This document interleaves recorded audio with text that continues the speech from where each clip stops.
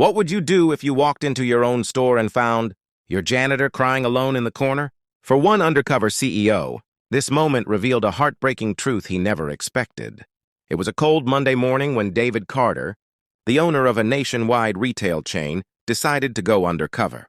Dressed in simple jeans and a hoodie, he wanted to see how his employees were treated when no one knew the boss was watching. He quietly entered one of his busiest stores. The floors gleamed, the aisles were perfectly arranged, and customers were buzzing around. Everything looked fine until he heard soft sobbing coming from the back room. David followed the sound and found Marcus, the night janitor, sitting on a crate, tears streaming down his face. Shocked, David asked gently, "Are you okay?" Marcus quickly wiped his tears, embarrassed, and muttered, "I'm fine, sir. Just allergies." But David noticed Marcus's hands were cracked and bleeding from constant cleaning. His shoes were torn and his lunchbox was empty. David insisted, "Please tell me what's wrong." After a long pause, Marcus broke down. He revealed he had been working double shifts for months. Not by choice, but because his manager forced him. If he refused, he'd be threatened with being fired.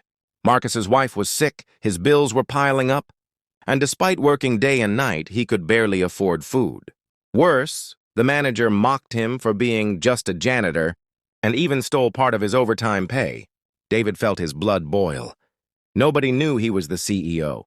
He calmly told Marcus, "Thank you for trusting me. You won't suffer like this anymore." The next day, David returned, this time in a sharp suit. When the manager saw him, his face turned pale.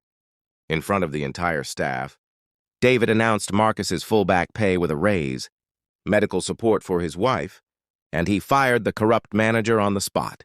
But there was one last twist. David revealed to everyone that Marcus had once saved the store years ago, when a fire broke out by risking his own life, and yet no one had ever rewarded him. The staff stood in stunned silence, and then they all applauded Marcus as a hero. With tears of relief, Marcus hugged David, and the CEO turned to everyone and said, "No one is just anything. Everyone deserves respect. A company is only as strong as the people who build it." If you were moved by this story, make sure to like, share, and subscribe for more inspiring stories.